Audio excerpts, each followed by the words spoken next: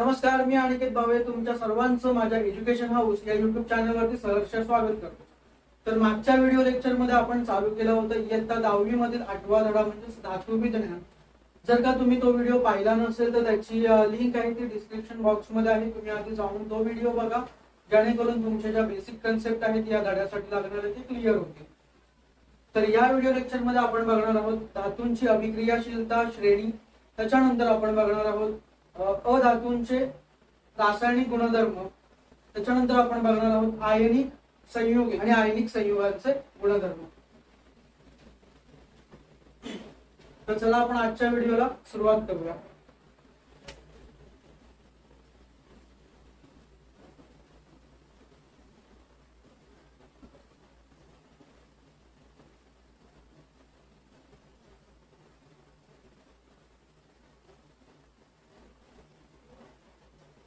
तर आता आपण बघायचं आहे धातूंची अभिक्रियाशीलता श्रेणी. तर मागच्या व्हिडिओमध्ये आपण बघितलं होतं की धातू हे अभिक्रियाशील असतात, त्याचप्रमाणे सर्वच धातूंची अभिक्रियाशीलता ही सारखी नसते. ऑक्सिजन, पाणी आणि आम्ल या अभिक्रिया कारकांसोबत सगळ्याच धातूंची अभिक्रिया होत नाही. त्यामुळे धातूंची सापेक्ष अभिक्रियाशीलता ठरवण्यासाठी त्या धातूंची आपल्याला वेगळ्या अभिक्रिया कारकांसोबत अभिक्रिया करावी लागते. आणि या ठिकाणी आपल्याला उपयोगी असते ती म्हणजे विस्थापन अभिक्रिया. तर आता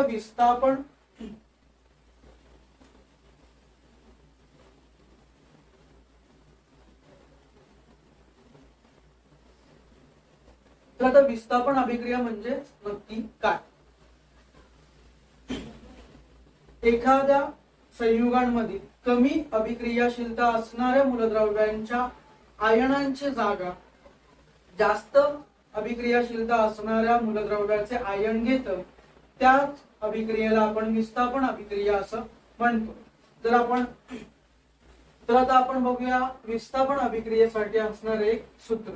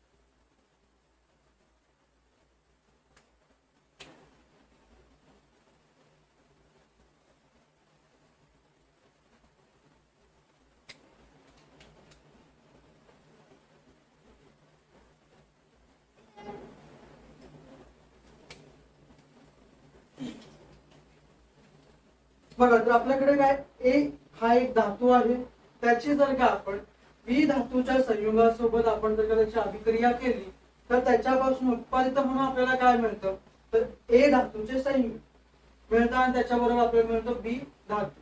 याचं आपण उदाहरण बघूया म्हणजे तुम्हाला जास्त समजेल. Fe solid plus CuSO4 त्याच्यापासून आपल्याला मिळणार आहे FeSO4 प्लस Cu. तर या ठिकाणी विस्थापन अभिक्रियेसाठी आपल्याकडे एक उदाहरण आहे ते आपण बघूया. Fe म्हणजेच लोखंड. लोखंडाची जर का आपण अभिक्रिया केली कॉपर सल्फेट सोबत तर त्याच्यापासून त्या अभिक्रियेमध्ये काय होणार आहे, तर या ठिकाणी जे कॉपर आहे त्या कॉपरला लात मारून हकलवून कोण देणार आहे, तर लोखंड म्हणजेच Fe त्याला लात मारून हकलवून देणार आणि त्याची जागा स्वतः घेणार. म्हणजेच या ठिकाणी आपल्याला मिळणार आहे काय बघा, फेरस सल्फेट आणि आपल्याला मिळणार आहे कॉपर म्हणजेच तांबा हा एक आपल्याला वेगळा धातू मिळणार आहे.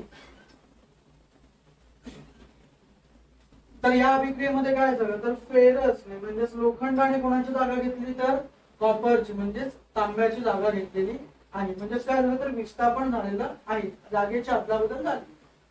तर सोडियम आणि पोटॅशियम या दोन धातूंची अभिक्रियाशीलता सगळ्यात जास्त असते. त्याच्यानंतर मॅग्नेशियम आणि अल्युमिनियम या धातूंची अभिक्रियाशीलता ही सोडियम आणि पोटॅशियम पेक्षा कशी असते, कमी असते. त्याच्यानंतर येतं ते सोने आणि चांदी. सोने आणि चांदी या धातूंची अभिक्रियाशीलता सगळ्यात कमी असते. तर आता आपल्याला बघायचे अधातूंचे रासायनिक गुणधर्म.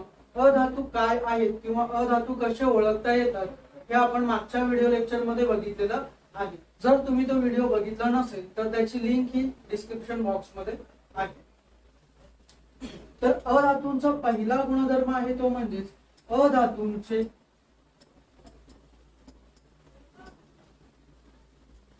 ऑक्सिजन सोबत अभिक्रिया.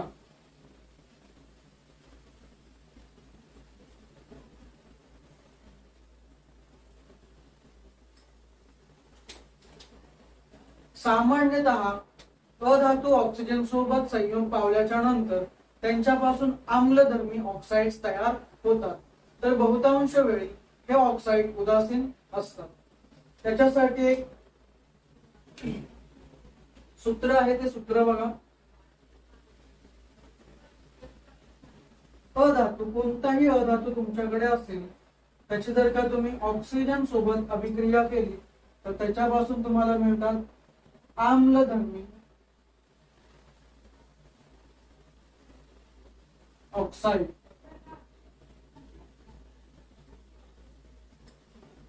उदाहरण बघूया, ते म्हणजे सी. कार्बनची जर का तुम्ही ऑक्सिजन सोबत रिएक्शन केली म्हणजे अभिक्रिया केली तर त्याच्यापासून आपल्याला मिळतो CO2. पण हा CO2 कसा असतो, असतो आम्लधर्मी. असतो आम्लधर्मी. त्याच्यानंतर 2C प्लस O2 म्हणजे कार्बनची जर का आपण अभिक्रिया केली ऑक्सिजन सोबत तर याच्यापासून आपल्याला मिळतो 2CO म्हणजेच कार्बन मोनॉक्साइड. आणि हा कार्बन मोनॉक्साइड असतो उदासीन. तर या ठिकाणी आपण दोन उदाहरणं बघितलेली आहेत. तर त्याच्यानंतर दुसरं अधातूंचा रासायनिक गुणधर्म आहे ते म्हणजेच अधातूंची पाण्यासोबत होणारी अभिक्रिया. सामान्यतः सर्वच अधातू पाण्यासोबत अभिक्रिया करत नाही, पण त्याला अपवाद आहेत, ते म्हणजे हॅलोजन्स म्हणजेच क्लोरीन, ब्रोमीन आणि आयोडीन. क्लोरीन, ब्रोमीन आणि आयोडीन हे त्याला अपवाद आहेत. तर आता आपण त्याचे एक उदाहरण बघूया. Cl2 plus H2O.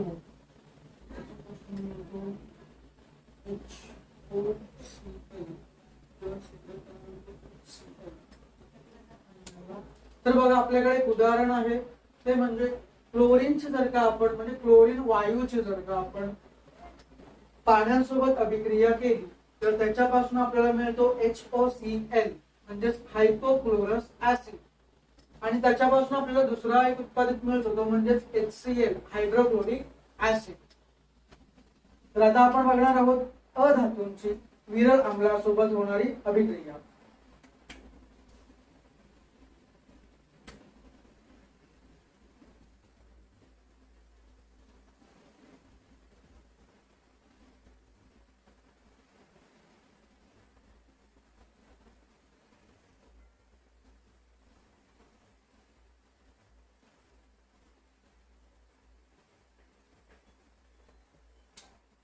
अधातूंची विरल आम्लासोबत होणारी अभिक्रिया.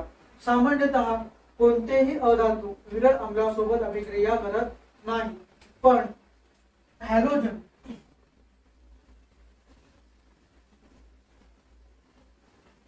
म्हणजेच गण 17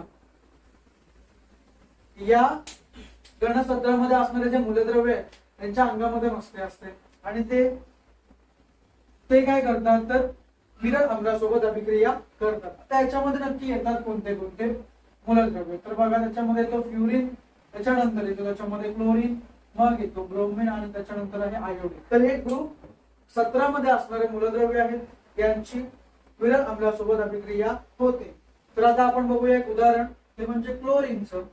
क्लोरीन सोबत क्लोरीनची जर का आपण अभिक्रिया केली HBr म्हणजे हायड्रोजन ब्रोमाइड बरोबर, तर त्याच्यापासून आपल्याला मिळणार आहे ते म्हणजेच HCl आणि इकडे असणार तुमच्याकडे Br. तर मुळामध्ये याला बॅलन्स करायचं आहे, तर बॅलन्स करण्यासाठी आपल्याकडे आहे क्लोरीन 2, त्याच्यामुळे इकडे येणार आहेत 2, त्याच्यामुळे हायड्रोजन सुद्धा 2 झाल्यामुळे इकडे येणार 2 आणि इकडे ब्रोमीन सुद्धा आहे 2. तर ही आहे तुमची अधातूंची विरल आम्लासोबत होणारी अभिक्रिया. तर आपल्याला उत्पादित म्हणून आपल्याला काय मिळाले, उत्पादित म्हणून आपल्याला मिळाले काय तर HCl म्हणजेच हायड्रोक्लोरिक आम्ल आणि त्याच्यासोबत ब्रोमीन हा एक अधातू आपल्याला वेगळा मिळालेला आहे. त्याच्यानंतर आपल्याला बघायचं आहे ते म्हणजेच अधातूंची हायड्रोजन सोबत होणारी अभिक्रिया.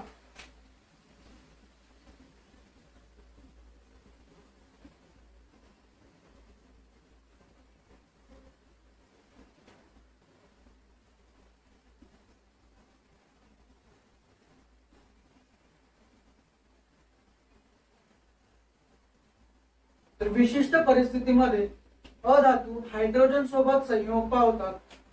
त्याच्यासाठी आता आपण उदाहरण बघूया, ते म्हणजे सल्फर प्लस H2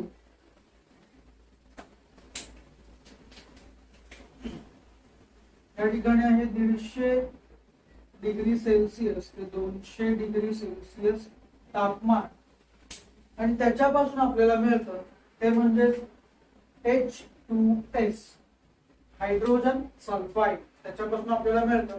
आता बघा या अभिक्रियेमध्ये काय तर एक विशिष्ट परिस्थिती आहे, म्हणजे एक विशिष्ट सिच्युएशन आहे त्याच्यामध्ये की सल्फर हायड्रोजन सोबत कधी अभिक्रिया करणार आहे, ज्यावेळी आपण त्याला 150 ते 200 डिग्री तापमानावरती त्याला म्हणजे उष्णता देणार, त्याच वेळी सल्फर हायड्रोजन सोबत रिॲक्ट होणार म्हणजेच अभिक्रिया करणार आहे आणि त्याच्यापासून आपल्याला मिळणार ते म्हणजे हायड्रोजन सल्फाइड.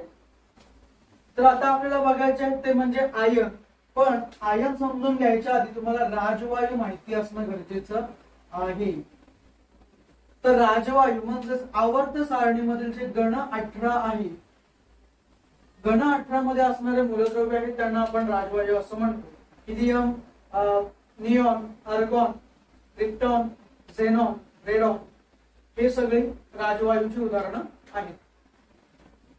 त्याच्यानंतर राजवायू म्हणजे नक्की काय, तर राजवायू म्हणजे त्यांची बाह्यतम कक्षा ही पूर्ण असते, म्हणजे द्विक किंवा अष्टक बाह्यतम कक्षेमध्ये असतात. त्याच्यामुळे हे वायू कोणत्याही रासायनिक अभिक्रियेमध्ये भाग घेत नाहीत, ते स्थिर असतात. तर आता आपण बघूया आयन. आयन मुळामध्ये आयन तयार कसं होतं, तर आता आपण बघूया आयन तयार कसे होतात. बघा, जर का कोणत्याही मूलद्रव्याने स्वतःच अष्टक किंवा द्विक पूर्ण करण्यासाठी इलेक्ट्रॉन दिले किंवा इलेक्ट्रॉन घेतले तर त्या ठिकाणी आयन तयार होतात. आयन हे दोन प्रकारचे असतात, म्हणजे धन आयन आणि ऋण आयन. धन आयनला आपण कॅटायन सुद्धा म्हणतो आणि ऋण आयनला आपण अनायन सुद्धा म्हणतो. त्याच्यानंतर मग धन आयन आणि ऋण आयन तयार कसे होतात, तर बघा सोडियम, सोडियमचा अणू किती 11 आणि त्याचे इलेक्ट्रॉनिक स्वरूपण आहे 2 आणि 8 आणि शेवटच्या कक्षेमध्ये 1 इलेक्ट्रॉन.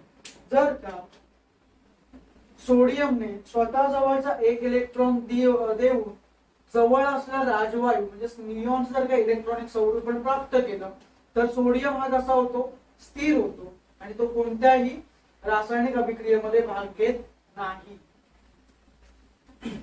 त्याच्यामुळे जर का सोडियमने स्वतः जवळचा 1 इलेक्ट्रॉन कुणाला तरी देऊन टाकला तर सोडियम त्या 1 इलेक्ट्रॉनच्या बदल्यात स्वतःवरती धन प्रभार घेतो आणि असं तयार होतात धनायन किंवा कॅटायन. त्याच प्रकारे ऋणायन कसे तयार होतात, तर बघा ऑक्सिजन, ऑक्सिजनचा अणुअंक आहे 8 आणि ऑक्सिजनचं इलेक्ट्रॉनिक स्वरूपण आहे 2 आणि 6. तर ऑक्सिजनला त्याचे अष्टक पूर्ण करण्यासाठी किती इलेक्ट्रॉन पाहिजे, 2 इलेक्ट्रॉन पाहिजे. मग ते 2 इलेक्ट्रॉन तो कोणाकडून तरी घेणार आणि ते घेतल्याच्या नंतर त्याचं इलेक्ट्रॉनिक स्वरूपण होणार आहे 2-8, जे की इलेक्ट्रॉनिक स्वरूपण आहे कोणाचं, तर निऑनचं. निऑनचा अणुअंक आहे 10 आणि त्याचं इलेक्ट्रॉनिक स्वरूपण आहे 2 आणि 8. त्याच्यामुळे ऑक्सिजन सुद्धा कसा होणार आहे, तर ऑक्सिजनचे बाह्यतम कक्षा पूर्ण असल्यामुळे ऑक्सिजन सुद्धा स्थिर होणार आणि जवळ असल्या राजवायूप्रमाणे तो सुद्धा कोणत्याही अभिक्रियेमध्ये भाग घेणार नाही. तर या ठिकाणी ऑक्सिजनने किती इलेक्ट्रॉन घेतले, तर 2 इलेक्ट्रॉन घेतले. म्हणून ऑक्सिजन 2 मायनस म्हणजे ऑक्सिजन 2 मायनस एवढा प्रभार स्वतःवरती घेतो आणि हे तयार होतो ऑक्सिजनचा 1 आयन, म्हणजेच ऑक्सिजनचा ऋण आयन तयार होतो. तर इलेक्ट्रॉन जर का दिले असतील तर त्या ठिकाणी तयार होतो धन आयन आणि इलेक्ट्रॉन घेतले असतील तर त्या ठिकाणी तयार होतो ऋण आयन. तर आता आयन म्हणजे काय हे आपण बघितलं. तर आता संयुग म्हणजे काय हे आपण बघूया. 2 किंवा अधिक मूलद्रव्यांच्या रासायनिक संयोगातून तयार होणाऱ्या पदार्थाला संयुग असे म्हणतात. याचं उदाहरण बघायचं तर बघूया आपण C+O2. याच्यापासून आपल्याला काय मिळतो, CO2. म्हणजे जर का कार्बनची ऑक्सिजन सोबत जर का अभिक्रिया झाली तर त्याच्यापासून आपल्याला काय मिळतो, CO2. तर आता आपण आयनिक संयुगासाठी लागणारे 2 भाग बघितले, ते म्हणजे आयन म्हणजे काय, ते तयार कसे होतात, त्यांचे प्रकार किती आहेत हे आपण बघितलं. त्याच्यानंतर आपण बघितलं संयुग म्हणजे काय हे आपण बघितलं. आता आपल्याला बघायचे आयनिक संयुग म्हणजे काय.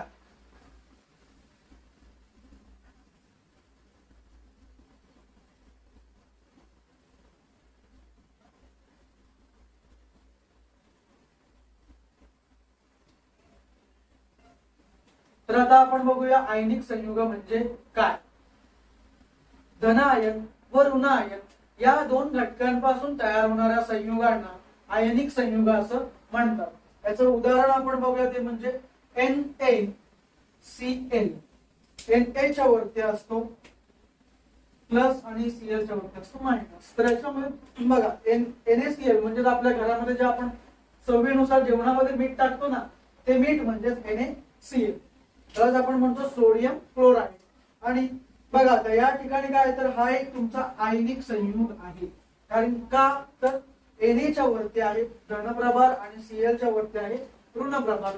या दोघांच्या एकत्रित संयोगातून काय तयार होतं, आयनिक संयुग म्हणजे NaCl तयार होतो.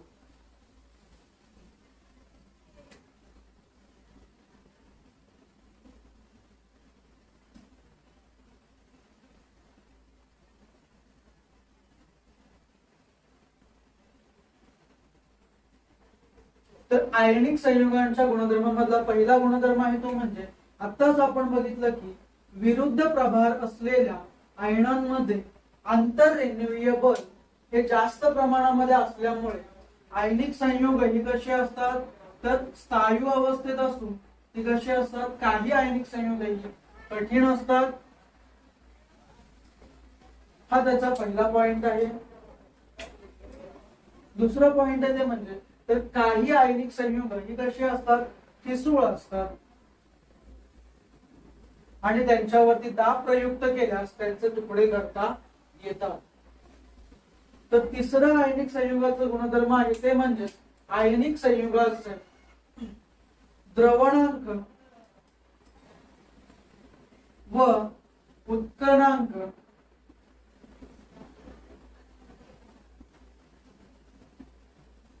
जास्त असतात. कारण आयनिक संयुगांमध्ये असलेले आंतररेणुवीय बल हे जास्त असतं, त्याच्यामुळे आयनिक संयुगांचे द्रवणांक उत्कलनांक कसे असतात, जास्त असतात. त्याच्यानंतर चौथा पॉइंट आहे तो म्हणजे आयनिक संयुगे ही पाण्यामध्ये द्रावणीय असतात. तर केरोसिन व पेट्रोल यांसारख्या द्रावणांमध्ये अद्रावणीय असतात.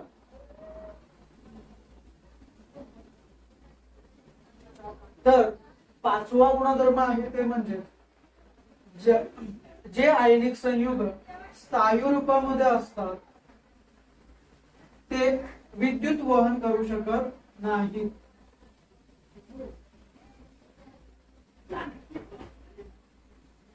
विद्युत वहन करू शकत नाही. तर जे आयनिक संयुग ही द्रव रूपात असतात त्या आयनिक संयुगांमधून विद्युत वहन केले जाते.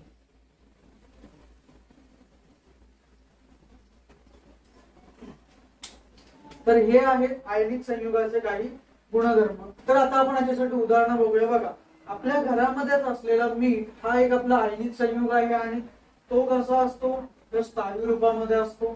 त्याच्यानंतर तिसऱ्या पॉइंट साठी द्रवणांक उत्क्रांक जास्त असतो त्याच्यासाठी NaCl च द्रवणांक आहे ते म्हणजे 801 डिग्री सेल्सिअस आणि उत्क्रांक आहे ते म्हणजे 1465 डिग्री सेल्सिअस. म्हणजे बघा, यांचा द्रवणांक आणि उत्क्रांक जास्त आहे. का तर त्याला कारण काय आहे तर याच्यामध्ये असणार आंतररेणुवीय बल. त्याच्यानंतर जर तुम्ही चौथ्या पॉइंट साठी बघितलात की आयनिक संयुग ही पाण्यामध्ये द्रावणीय असतात. जर तुम्ही मीठ घेतलं आणि 1 चमचाभर मीठ जर का तुम्ही पाण्यामध्ये टाकलं तर पाण्यामध्ये ते पूर्णपणे विरघळून जातो. त्याच्यामुळे काय पाण्यामध्ये द्रावणीय असतात तर केरोसिन व पेट्रोल यांच्यामध्ये ते अद्रावणीय असतात. जर का तुम्हाला व्हिडिओ आवडला असेल तर चॅनलला नक्की सबस्क्राईब करा, व्हिडिओला जास्तीत जास्त शेअर करा आणि लाईक द्यायला विसरू नका. या व्हिडिओसाठी माझं एक 60 लाईकचं टार्गेट आहे आणि त्याशिवाय जर का तुम्हाला काही डाऊट्स असतील तर तुम्ही ते कमेंट बॉक्स मध्ये मेन्शन करा. मी त्याचं लवकरात लवकर तुम्हाला रिप्लाय देईन.